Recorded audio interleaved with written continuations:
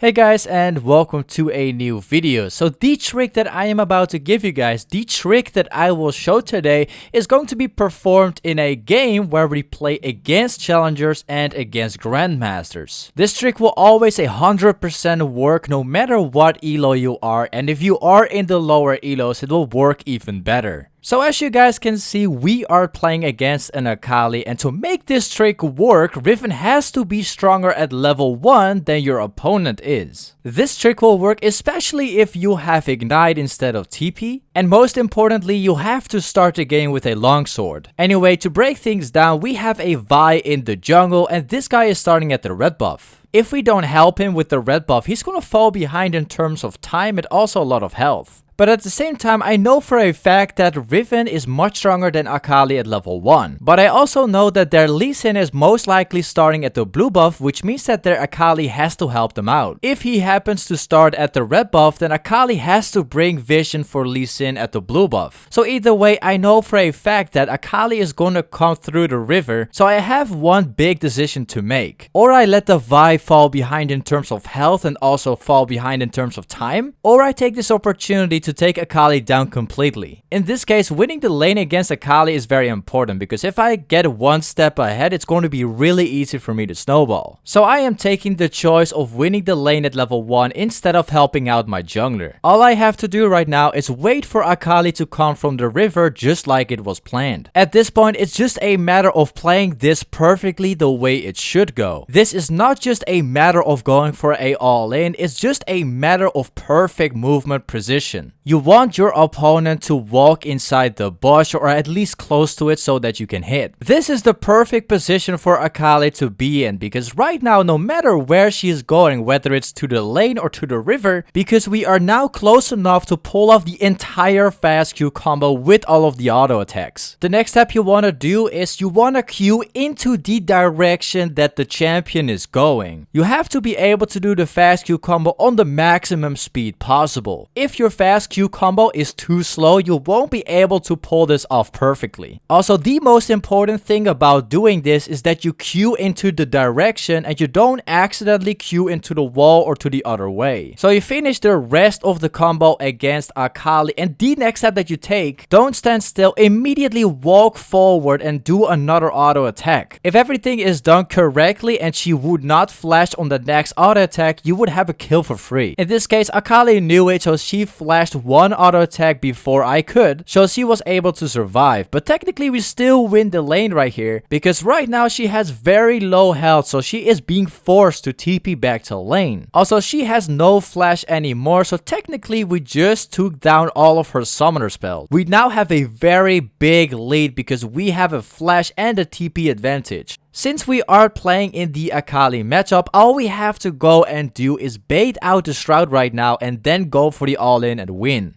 If we cannot get anywhere close, we still have the flash up, so we are in a very great spot right now. Remember that we did make our jungler fall behind a little bit, but the sacrifice is very good because we got so much in return. Perhaps maybe if we did get a little lucky, we could maybe even had the kill, but it was just Akali being a little smarter than the other players. Remember that this is being done within Grandmaster and Challenger levels, so if you do this in Silver, Gold, or even Diamond, you will have a lot more success.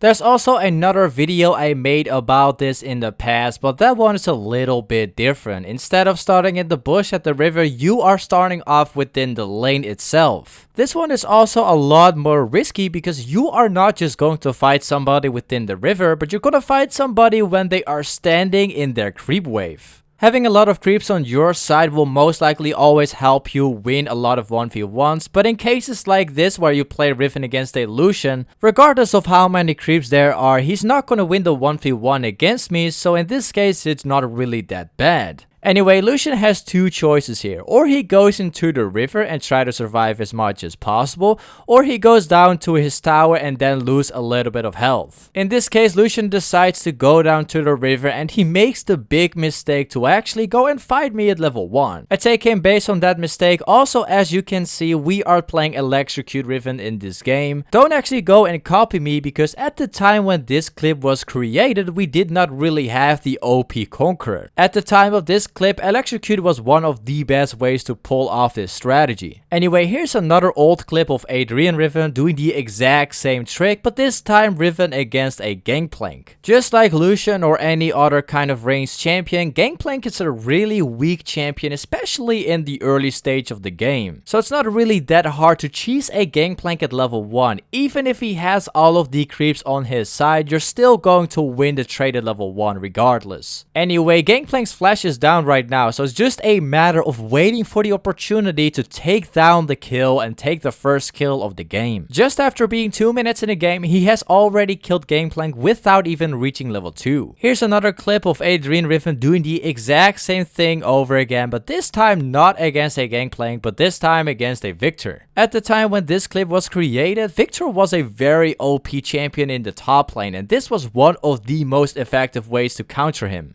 Anyway, Victor goes and walks into the lane to take the CS. Adrian Riven goes in, takes the full entire combo with the electrocute, and he's also running ignite, so this is pretty much almost going to secure the kill. Right now the flash is down on Victor, so all he has to do is to go and wait until he gets the opportunity to go in. He uses his own flash and gets the first blood of the game. Just being 2 minutes in the game and already getting 1 kill is very big. So now that I have showed 2 ways of cheesing somebody at level 1 and actually winning the lane at level 1, let's go over about a few champions that you can pull this trick on. The first thing I want to go and say before we get into the actual champions is that any kind of ranged champion except for Urgot and Swain and all the other tanky stuff, most majority of the ranged champions like Lucian and Cannon and all of that other stuff, this trick will 100% work most of the times. Against other champions like Gangplank or Wukong or any kind of melee champion that has very low health and no CZ and just a bad level 1 in overall, this will pretty much work almost all the time as well. If you wonder if this is also working against Renekton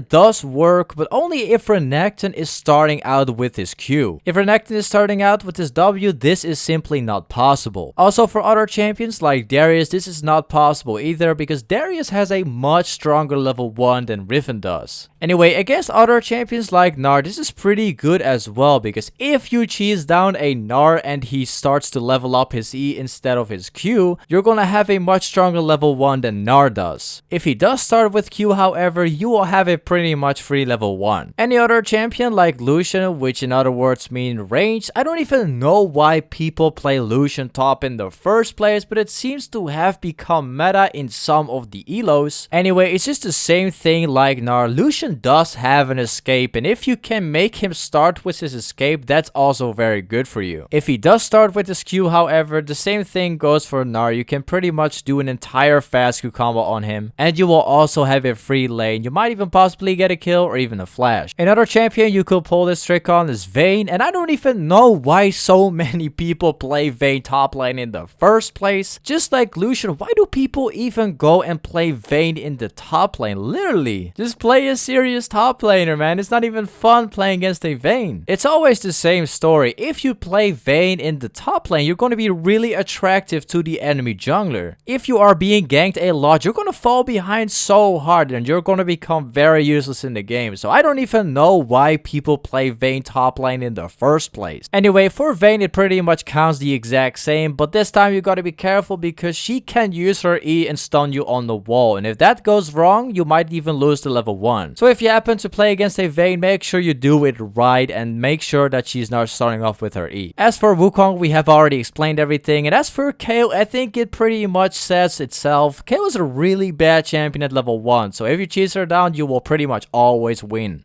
Anyways guys, thank you so much for watching this video. If these 2 tricks will help you out when you're laning phase, let me know, and if you got any questions, make sure you ask them down in the comments right below. If you are looking for a high elo Riven stream, make sure you check out my stream guys, I'm streaming a lot. Also, if you are looking for a nice and friendly Discord community, don't forget to join my Discord server, and I guess I'll see you guys within my next video and my next stream, man. Peace.